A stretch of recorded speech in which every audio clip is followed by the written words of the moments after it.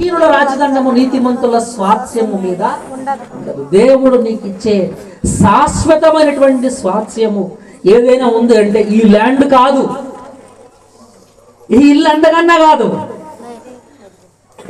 శాశ్వతమైనటువంటి స్వాస్థ్యము క్రీస్తులో నీకుంది. అది నిత్య జీవం. అది దేవుడు నీకు ఇస్తానని ఆఫర్ చేస్తున్నాడు. You just believe and get it. క్రీస్తునందు విశ్వాసముంచు, దాన్ని పొందుకో. హల్లెలూయా, మహిమ దేవునికి కలుగును గాక.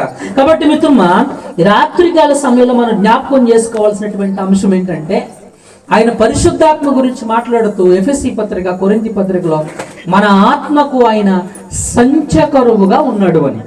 ఎలాది సంచకరం అంటే అర్థం ఏంటో తెలుసా? మధ్యవర్తులు ఉంటారు కదా, హామీదారులు. ఎవరండి? హామీ.